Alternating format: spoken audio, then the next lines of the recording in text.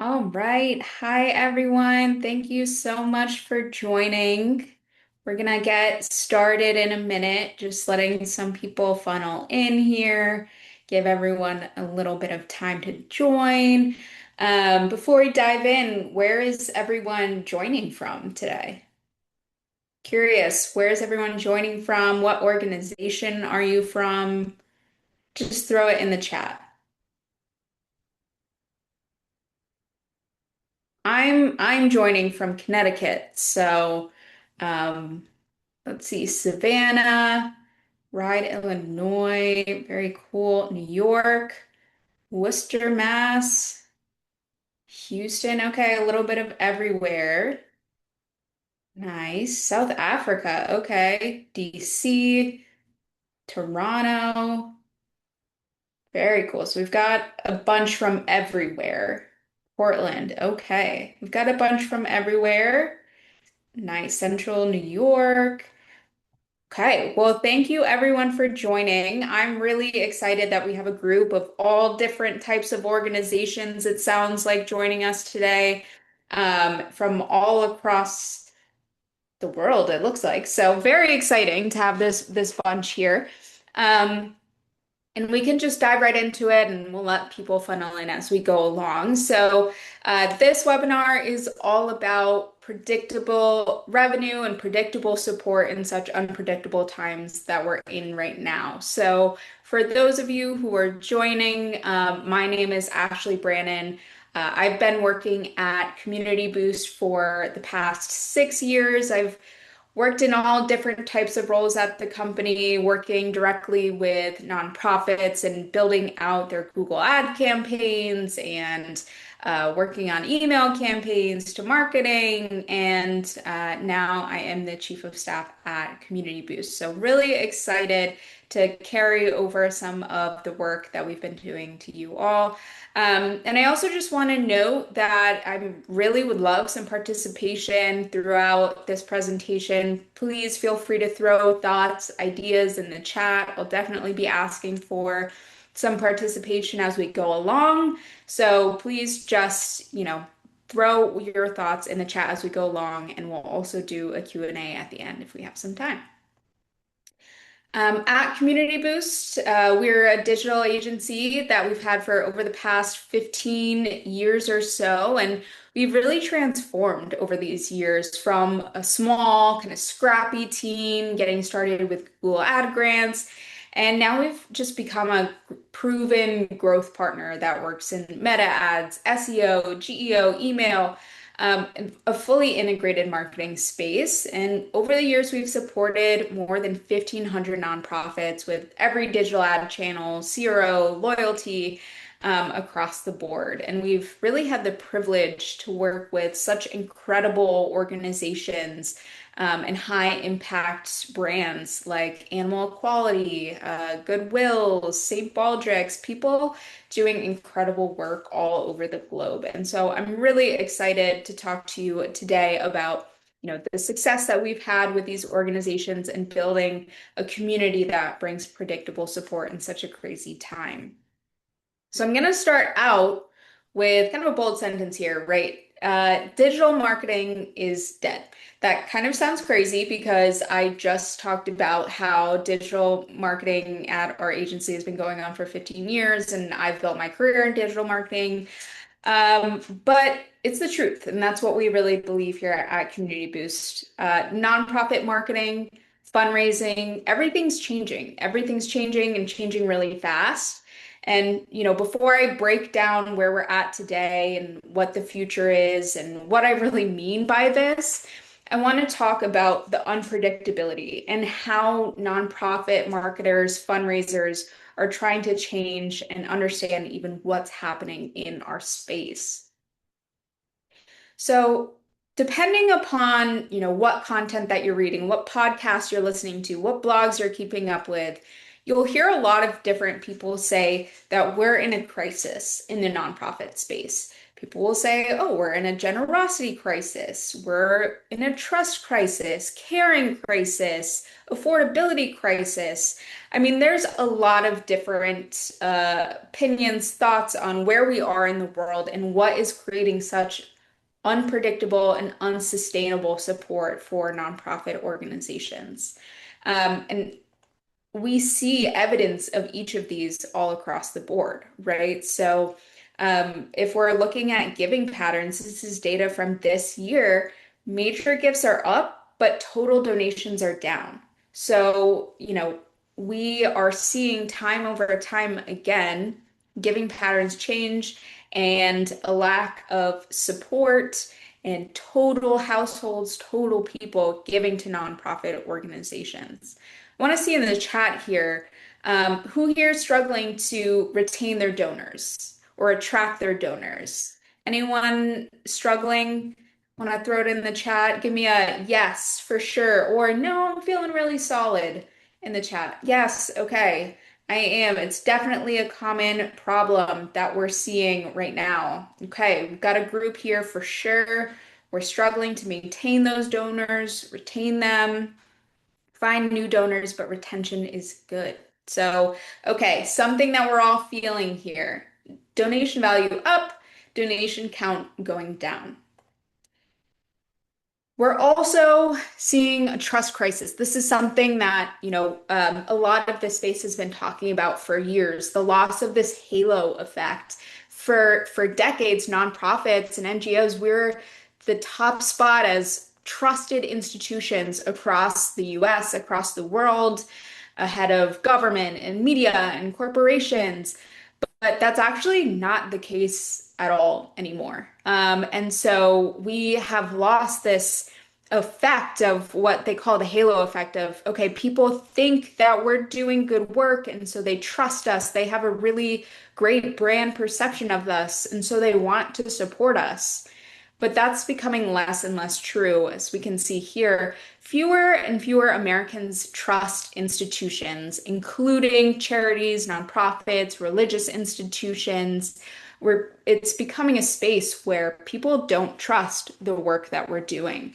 And so it doesn't carry over to our brand perception and brand trust anymore. And I think it's common. I'm sure people here, who's finding it a little bit more difficult to market to those next gen donors, right? Millennials and Gen Z, Gen Alpha are less likely to trust nonprofit organizations. Is anyone kind of struggling with that younger demographic?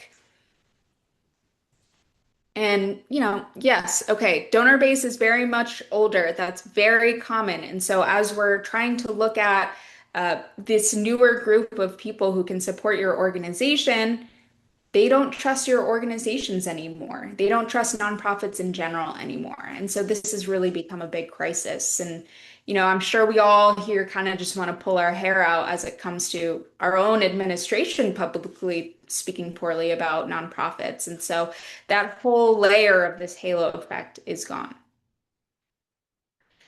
Um, There's also, obviously, right now in the United States, an affordability crisis. So I'm sure we're all seeing gas prices go up, groceries are out of control, rent keeps going up, and everyone is thinking about where they're spending money these days. People are thinking more than ever, where are my expenses going?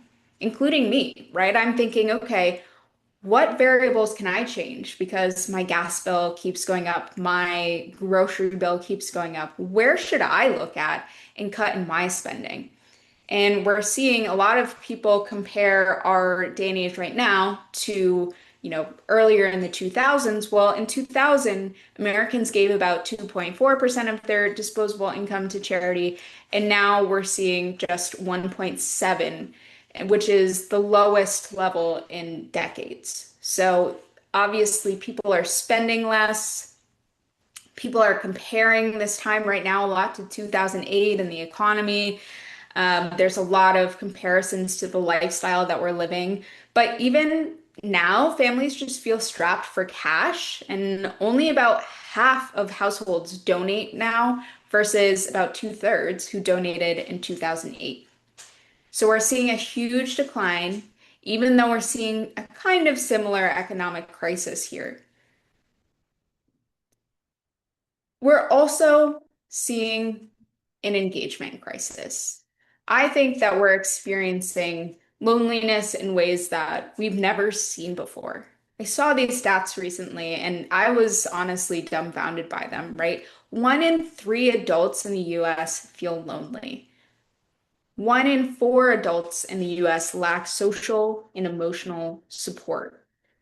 And people are just spending so much time on their screens. People keep getting bad headline after bad headline, and it feels like people just don't care anymore. We keep seeing news stories that are negative. We keep seeing all of these crises popping up on our timelines daily. And so it feels like no one cares anymore, right? But you can call me an optimist. Many of us in this webinar really are. We're trying to save the world here. That's really our job, working in the nonprofit space. We're trying to help communities and we're trying to help the world. And I think it's pretty clear that people want hope. People want to be a part of something that is bigger than themselves. They're feeling lonely. They don't have relationships. They don't have something binding them together with core values at the middle of it. And so, let's see here.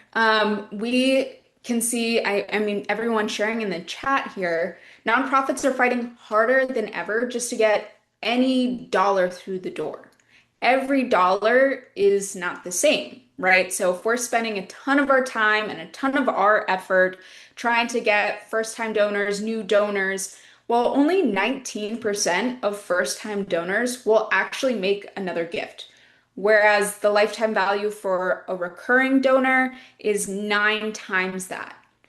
If you focus on building that community and you focus on that end goal of very engaged supporters versus fighting for every last dollar, you can create a stronger, more predictable revenue stream within the company. I mean, think about this, right? So the average recurring donor stays 8 years, according to the latest Neon One recurring donor report.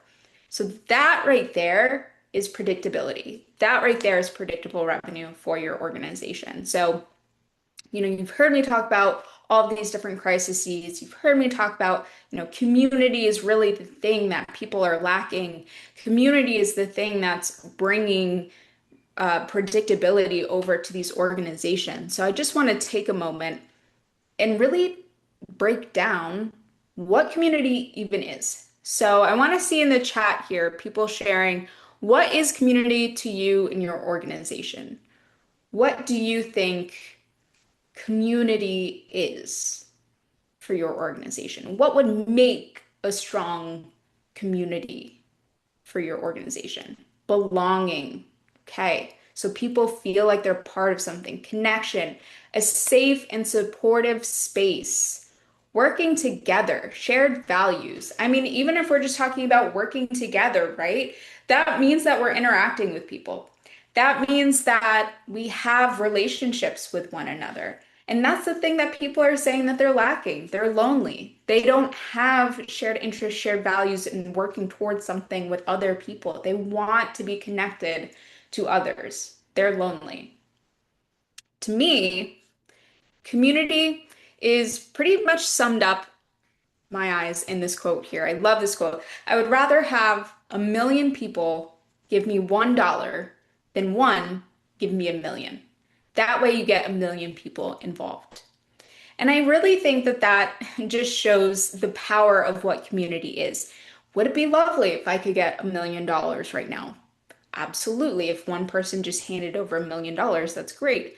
But if 100 people gave me, or if 1 million people gave me $1, then imagine next year if they give $2 each, or they tell one of their friends that they gave and they can encourage their friends to become donors as well. The power of community is not only predictability, but it's also the multiplicative aspect of community. We're spreading and creating a community behind your cause. And so here at Community Boost, we really believe that if we're talking about your supporters, they're not just a list to be managed, they're a community waiting to be activated.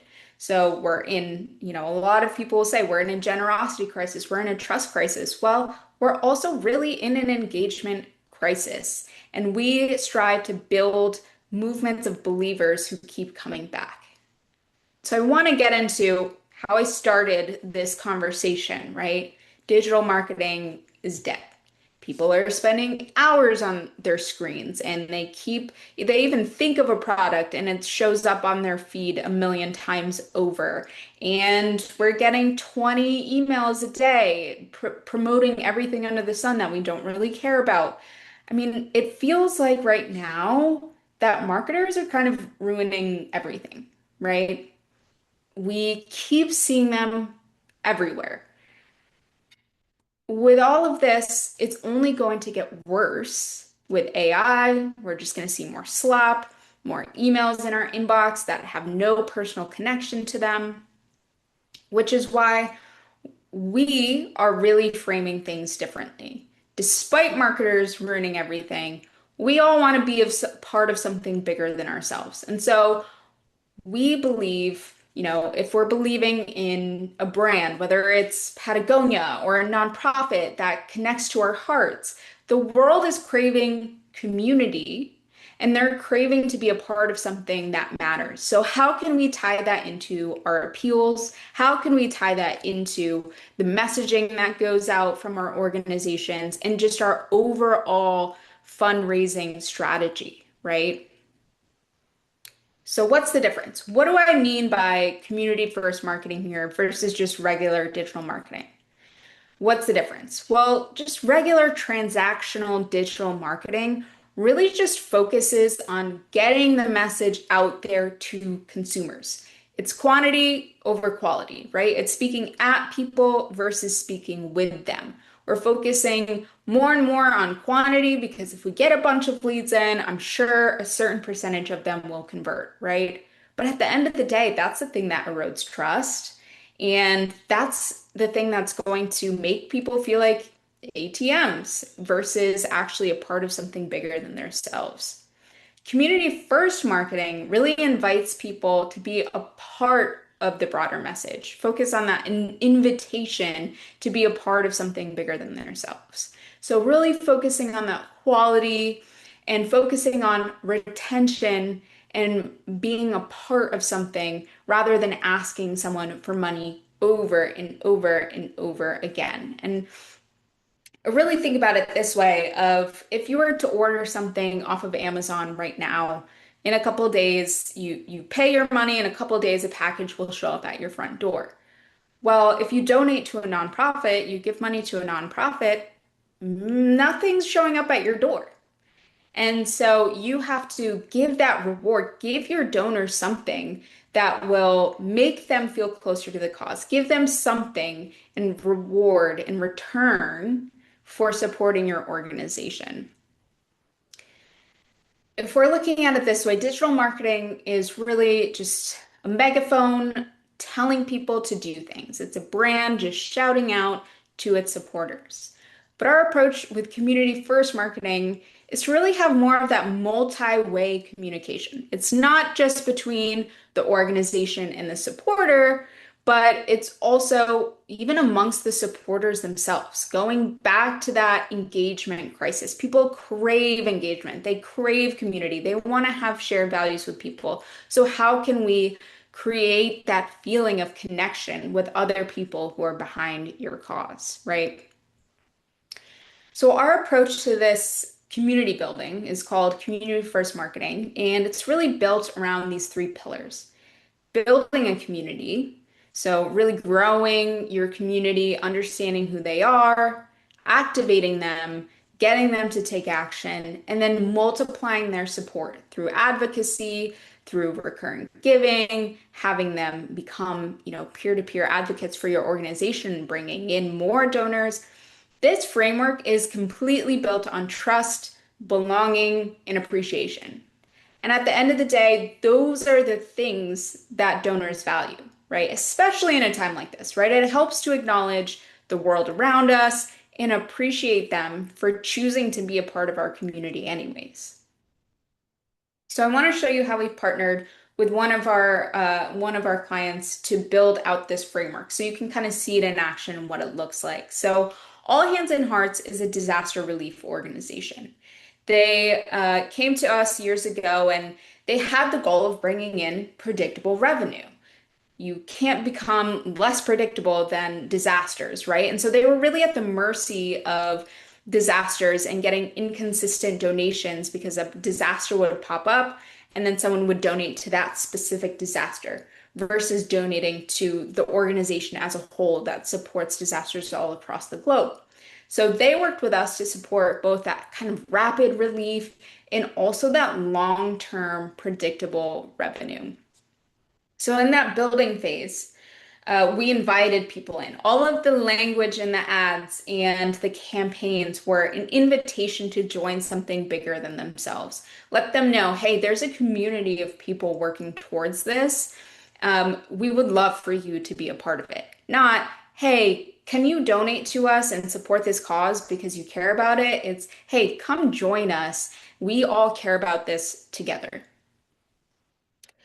After funneling that group of people into the community, and showing them resources, letting them know what the organization does, it became time to ask them to give or take action in some meaningful way. And so, in order to do this and keep it really community first focused, we shared a lot of real life stories, videos sharing exactly the people that they'll be helping in the communities that they'll be helping, and videos and photography and language sharing that they're going to be a part of this bigger movement. And many disaster relief organizations experience one-time givers because of those connections to a specific disaster. So wildfire happens in California, and they give to that specific cause because they live in California or they know someone that lives in California. Well, the organization really wanted to build connection to people who are experiencing similar disasters all across the globe.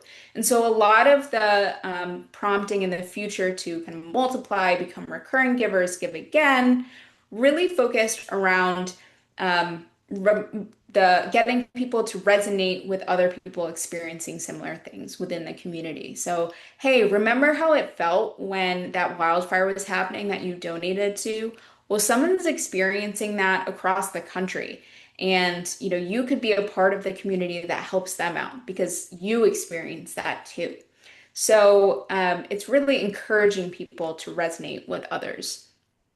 And they had a really wonderful response to this. So they ended up getting over 11x increase in their total donation value. They had a 200% increase in volunteer applications, which is really exciting. Not only did people give dollars, but they literally wanted to be a part of the community themselves. And so they volunteered their time to volunteer for these disasters. And they also had an average donation value of $200, which is really, really wonderful.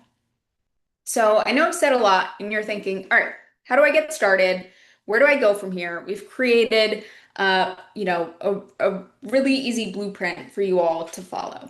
And we'll also send this out in the follow-up, right? So we want to build the baseline, understand who the audience is. We want to activate them and multiply their efforts going forward to create that predictable revenue. And so what that really includes, we have a blueprint and we can do this for you, but just in general, that first step of building a baseline really includes deeply understanding who your audience is, who wants to be a part of your community, doing some deep research into what they're looking at, what content resonates with them, and really understanding like even what types of ads or messaging or platforms that they um, resonate with that we can use moving forward. We'll also, audit all of the tracking in order for us to be able to get that data in the first place. The next step, activation. We are now looking at the ask. We want people to take action. Well, we want to take a look at any friction to that action. So, from the first moment that they engage with your organization to becoming a recurring donor, is there any friction in that process? Is it your website, your donation pages, the actual copy that you're using, your lack of automation throughout the donor process? What is that friction and how can we get around it? We also want to take a look at what messaging resonates with them. Yes, we want to invite them in. Yes, we want to share stories and make them a part of the community, but every community is different and they want to see different things. And so we really have to understand what for your specific audience and community they want to see and hear. And then multiplying, right? How do we create that predictable revenue? Well, we want to take a look at what is your current recurring giving program look at? Do you have an infrastructure across your marketing, your website, even literally technically with your donation platforms in order to get that long-term revenue? Um, what channels are you using? Where are you spending your money? And who are you spending it on in order to, really understand where to invest your time and your money? And also building out a full roadmap, right? Really understanding based off of the data that we can see that we're tracking audience behavior, where do we go next? Where do we spend our money and with what messaging? And along with that blueprint, it really, the end result is a plan for moving forward, for building your community over time, right? Our solution is not guessing on your nonprofit dollars, it's to build your community and grow them into becoming extensions of your team. It's not asking for more donors, it's inviting more people to be a part of your organization. Because as that community grows, so does your lasting impact and so does predictability. So I know there was a lot of content in there. I feel like we could chat for a while, but just want to throw this QR code on here if you're interested in chatting with our team about our blueprint, about this framework in general, and really how to transform your digital marketing to community first marketing. Please scan it and would love to chat with you through that. But we have a couple minutes if there are any questions on here that we want to go through. Let's see. There are a couple. You mentioned trust and affordability. Is there something you would recommend in the messaging to help combat or recognize that in our donor base? Well, I think even recognizing that to begin with speaks volumes. If you're asking your donors time and time and time again to give money, knowing that they're thinking about how they're going to put food on the table or the bills that they have to cut moving forward, where they're spending their expenses, it's important to show that you understand that. So in your messaging, sharing, in this crazy world, we really appreciate the fact that you're part of this community and we're working through it together. But I also think on the flip side, us as nonprofits and nonprofit organizations are feeling this every day themselves. The economy, yes, is impacting individuals and individual donors, but it's also impacting nonprofits in the ways that nonprofits operate. And so sharing the vulnerability from your side as the nonprofit and saying, hey, we're actually having trouble here. We lost grant funding, or we're having issues getting the funding to support this specific initiative, and showing the vulnerability as an organization seems less tone deaf in the space that we're in, and also shows, we're all feeling the same things here. We can relate to that as our community. Let's try to work together and make the impact that we can. Okay, I know we're technically out of time here, so I would love to connect more with everyone here. I really, really appreciate you spending time with us. please just scan this QR code. I'm happy to chat with everyone here and have you speak to our team both about our blueprint and also just, how to build out this framework for your organization. So please reach out and really appreciate you joining us today and being a part of our community.